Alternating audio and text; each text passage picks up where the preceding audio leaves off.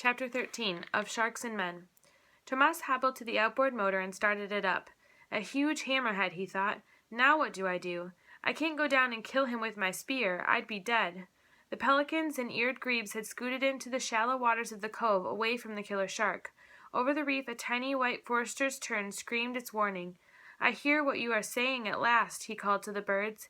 Danger, killer shark. That's what you've been telling me all along. A movement on the volcano caught his eye, and he glanced up. 2 vultures had taken off from their nest near the summit and were soaring on up-tipped pinions toward him. No, you don't, he cried, shaking his fist at them. I'm alive, and I'm staying alive. He shivered as he thought about the many times he had jumped off the reef without even a knife to protect himself, as he sought the shark he thought was a whale shark. He ran his fingers through his hair and shook his head. How could I be so dumb? But I never did get a good look at him. I never did see his head. Tomas rubbed his leg. But then, even if I had, I would have seen a whale shark. I wanted to see a whale shark, the one Miguel saw coming out of the deep.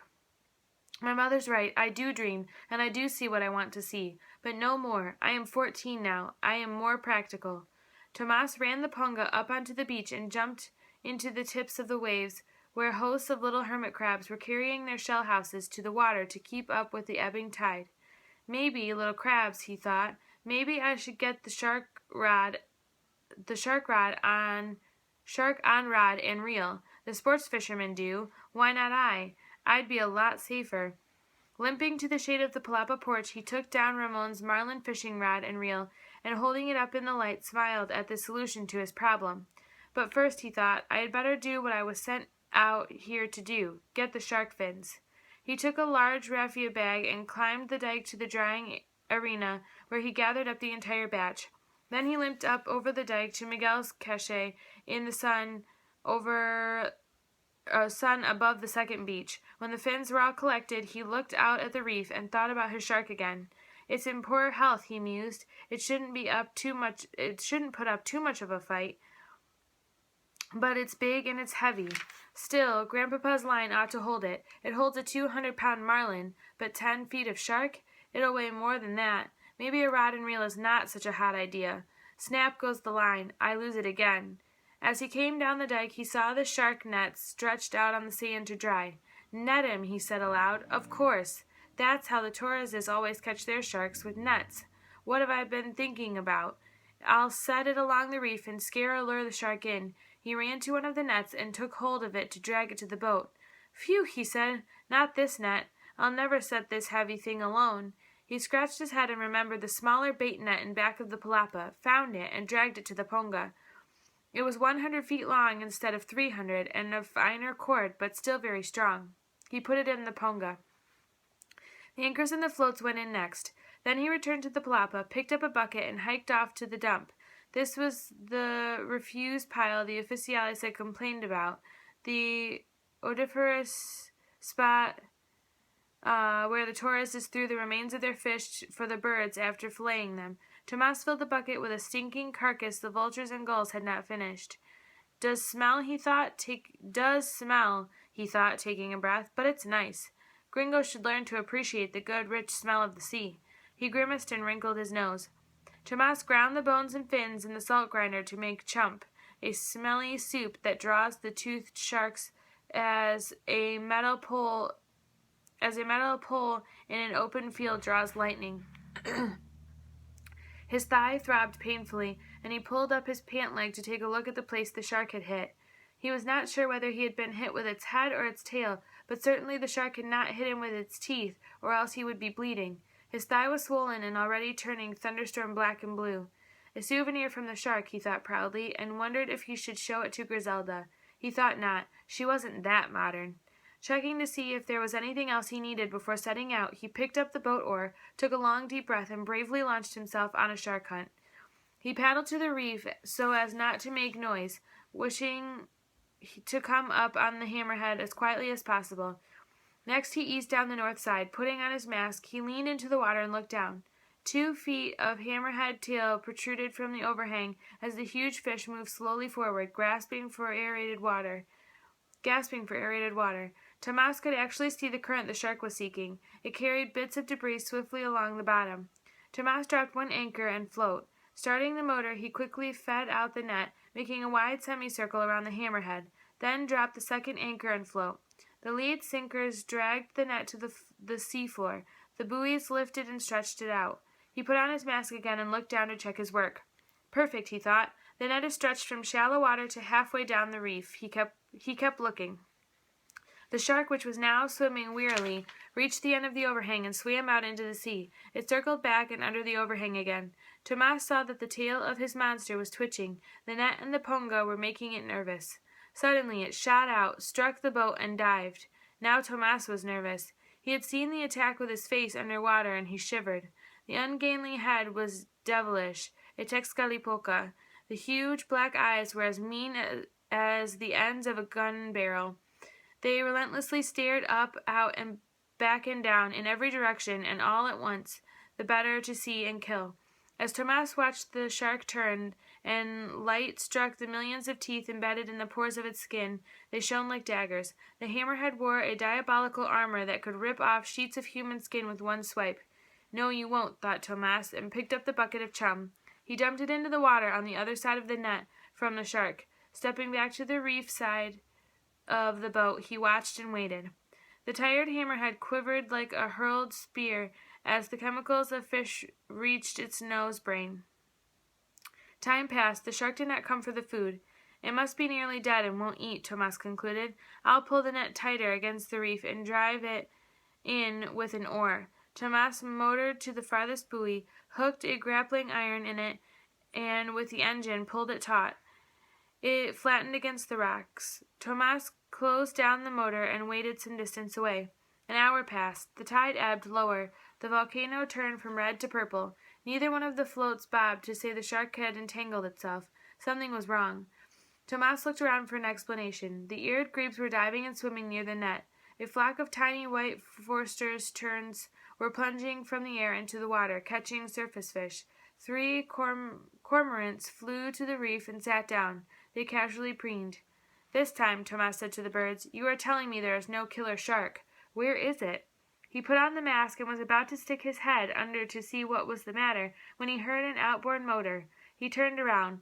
Zorro and Jesus were headed his way. I sure don't want them here, he thought, starting his own motor. He met the fox and his son at the edge of the shallows. Hi, Tomas, Jesus waved.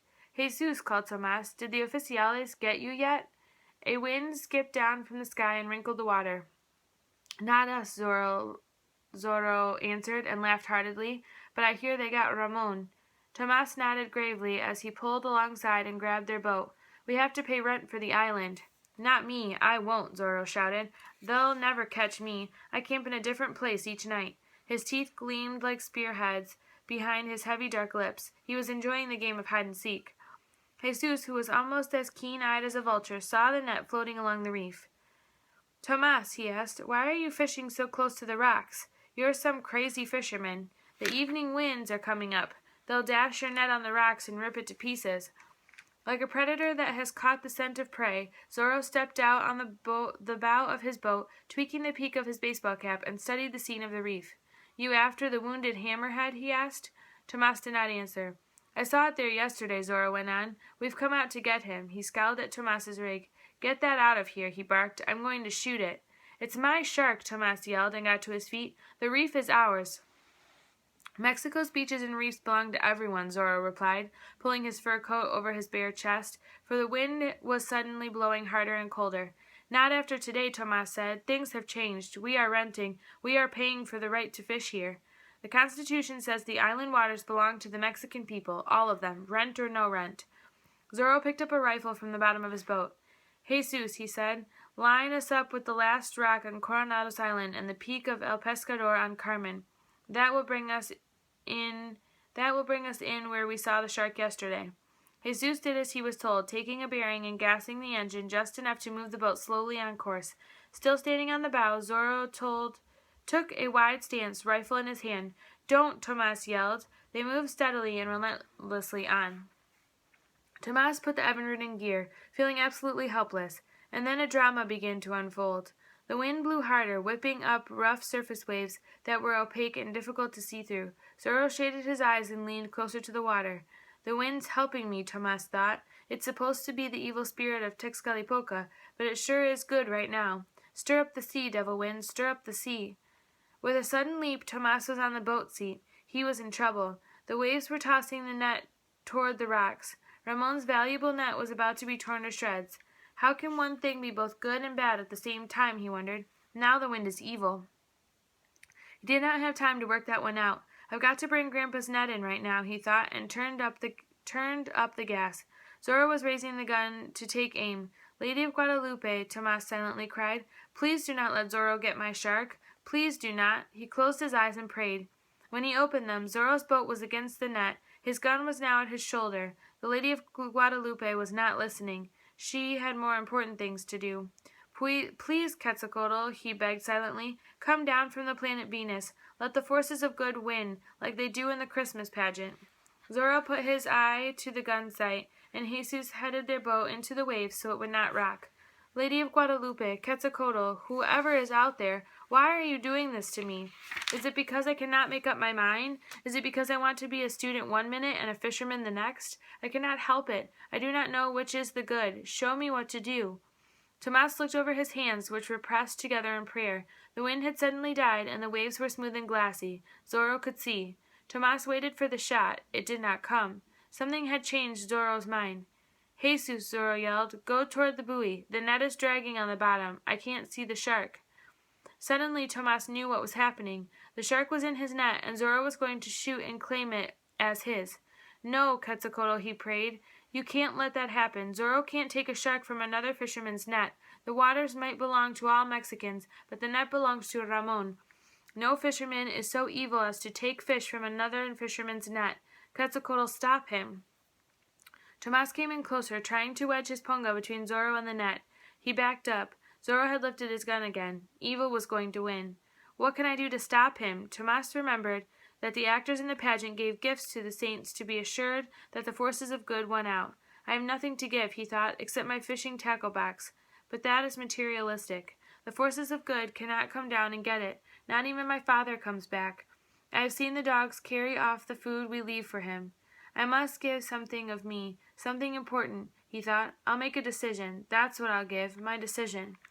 Zorro had dropped to his knees and was pointing the gun straight down. He clicked off the safety. Lady of Guadalupe, Quetzalcoatl, all the forces of good, Tomas prayed in desperation. If you send Zorro away, if you let me catch my shark, I will become a fisherman for the rest of my life. If you let me catch my shark, I will do that. I will be a fisherman. The shot rang out. Tomas stopped praying.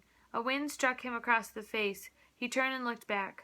Clouds filled the western sky. Black and purple, they charged down the mountains like angry bulls. They were the cold wind clouds from the Pacific Ocean racing toward the hot winds from the Mexican mainland, and they would collide as they did every year at this time and explode into wild and vicious storms. Tomas was both glad and not glad to see them.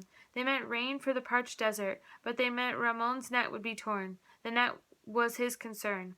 He steered toward it and, snagging it with a grappling iron, began to bring it, hand over hand, into the ponga. Another shot rang out. Sharks die slowly, Tomas thought. The boats bumped together. Zorro was grinning. It's mine, he said. I shot it. That takes precedence over whose net it's in. Tomas was still pulling the net aboard. Leaning far over the gunwales, he grabbed the mesh, leaned back, and hauled. Coming to the surface, entangled in the net, was the shark. Its skin teeth flashed iridescent green-blue. The fish was magnificent. Tomas put the motor in reverse and backed away. He had his shark. What are you doing? Zorro snarled. Tomas pulled the shark along behind him. It's mine, Zorro shouted. I shot him. The excited Tomas pulled in one anchor and buoy. He was on his way home with his shark. Jesus, Zorro yelled. Get that shark. Jesus grabbed a grappling iron and snagged the net. With all his strength he pulled net and shark toward his boat. Tomas snapped on Uncle Diaz's mask and jumped in, clothes and all. Pulling himself along the net until he was just above the shark, he went under to cut away Jesus's grappling iron, and saw the eye of the shark. It was milky. The shark was dead. Zorro did kill him, though, he thought. The forces of evil had won. Tomas surfaced, held on to the net, and wished he could cry. He could not, for he could not give up. He grabbed the grappling iron and pulled it out of Jesus's hand. Get out of the way, Zorro shouted, and picked up another iron. He raised it above his head, and Tomas quickly swam out of the way. Pulling the net and shark with him, he headed for the reef. Come back here, Zorro roared.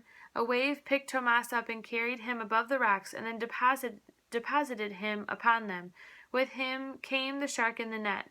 The wave ran out and left them high and dry. Tomas looked down at the hammerhead. There were no bullet wounds. The shark had died in the net. Jesus brought their punga up to the reef. Give me that shark, Zorro yelled. It's mine, Tomas shouted back. It drowned in the net. There is no bullet hole. Zorro raised the grappling iron again. Tomas, get the devil out of here, the fox snapped. No pesky kid is going to take this shark from me. A huge wave rolled in. Now Ramon's boat was in danger of crashing on the reef, and Tomas ran a few steps to hold it off. Zorro reached out with his grappling iron and struck the hammerhead. He pulled it towards him. A strong push kept the punga from the reef, and Tomas went back to the net to find that Zorro had his grappling iron in the shark's tail. A wave rolled in and lifted the shark so Zorro was able to pull it alongside his boat. Helpless, Tomas watched him drag his shark from the net. Then he gasped. Zorro's grappling hook was in a deep wound, no doubt the one Tomas had made with the hook and line before Christmas. As Tomas watched, the grappling iron slid down the tear and out. The shark settled back into the net. Tomas had another chance. Grabbing the net with both hands, he stood up and, swinging it over his shoulder, pulled like a donkey as he walked up the reef. In spite of the crashing waves, he made progress, but the progress was more to irritate Zorro than to win. He could not fight the two men any longer. Tomas, it was Miguel's voice. He turned around. Like a miracle, Miguel had arrived out of nowhere. He was standing in the little punga beside Zorro, as fresh and handsome as if he had just dropped from the stars. Miguel, Tomas cried out. This is our shark. Help me. What's the story here, Zorro? Miguel asked, putting his foot on the gunwale of his boat. This shark is in our net. I shot it, Zorro answered, but his voice was not convincing. Face to face with Miguel, he had lost his bravado. I wouldn't try to take it if I were you, Zorro, Miguel said, looking him straight in the eye. I was just trying to help the boy, Zorro said, oozing deceit and uncovering the pointed tips of his teeth when he forced a smile. But of course, now that you're here, he won't need me. No, he won't need you. You are free to leave, said Miguel, playing the game. We thank you very much for your help. Zorro did not move. Miguel did not move. Presently the fox grinned and dropped his grappling iron. Let's go, Jesus, he said. Tomas doesn't need us. So he doesn't, said Jesus, and sat down at the helm. When Jesus had his engine in gear, Miguel removed his foot, but he did not take his eyes off the pair until they were far out into the shallows. Then he turned to Tomas. I'll get the other float and anchor, he called. Take your end of the net and get back in the punga. I'll move out and we'll straighten out the net. We'll drag the shark into the cove in the net. What a catch, Tomas. He's a beauty. At a big swell, Tomas jumped into the water and swam to the punga and got in. Okay, Tomas, Miguel called. I'll head for the far side of the cove. You come straight in. That way we'll keep the net bowed so we don't lose the monster. In the shallow water near the beach, the huge hammerhead rose above the surface in all its mighty majesty. Tomas stared in disbelief. It was even bigger than the whale shark of his dreams. Ole, he said, his voice full of pride. Gun her and we'll both run up the sand, Miguel called. 1, 2, 3, go! The sand squealed as the two boats hit the beach and jerked to a stop. The pelicans that had been sitting on the water saw the shark and took off. The grebes, however, knowing it was dead, scooted fearlessly around the huge body, snatching at the little fish that were being stirred up in the commotion. Grab your net anchor, Tomas, Miguel said, and I'll take mine. We'll run them up as far up the beach as we can. Tomas followed his orders, then came back. Now grab the net and pull when the next big wave comes in. Tomas took a good grip. Haul away, haul away. They dug their feet into the sand, bent over, and struggled up the beach. The big wave crested and rode up the sand. It picked up the heavy shark and easily carried it a distance before dropping it. Texcalipoca has sent us the wind and the waves for a winch, Miguel called, and laughed at the wonder of it. He's a good guy now. With the Sea of Cortez as an ally, the two fishermen of Laredo brought the gigantic hammerhead far up the beach. Lash a line around the head, Tomas, Miguel called. I'll get the tail. We'll tie the monster to the rocks behind the dune. We'll have to keep pulling it higher and higher all night as the tide comes in. We need this shark. When at last the hammerhead was secured, and Miguel had tested the lines, he turned his attention to the storm. "This is going to be a bad one," he said to Tomas. "We'd better anchor the boats out. They'll get battered on the beach if we don't." He watched the sky and felt the ferocity of the wind. "We'll be up all night," he said, "keeping the sea from our shark," but he was smiling happily. "We may not get home tomorrow," Tomas said, "if this keeps up." "That's for sure," Miguel answered, "but not only because of the storm. That's a big shark to butcher." "Butcher?" Tomas said. "Are we going to butcher it?" "What do you think?" Miguel said, chuckling. "That you're going to carry it home above your head?" "Something like that," Tomas answered, and walked over to his shark. It would be butchered. His shark was just another day's work. Tomas closed his eyes to dream of his victorious return home with the shark. He saw nothing but the fillet knife flying over the magnificent body, cutting it into small pieces for the market. The shark trembled. The huge jaws opened, and Tomas walked closer to look into the most vicious mouth he had ever seen. He got down on his hands and knees. The 6 rows of sharp teeth lay one on top of the other, pointing back toward the gullet from which nothing returned. Tomas was mesmerized. This was the demon who had taken his father. He could not move away from it. The jaws opened wider, and Tomas spun head over heels across the sand.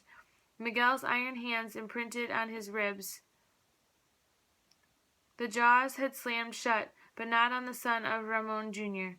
"What kind of a shark fisherman are you?" Miguel roared at him. "You of all people know better than that." Tomas stared at the shark. "Maybe you had better go to school," his uncle said, and walked off.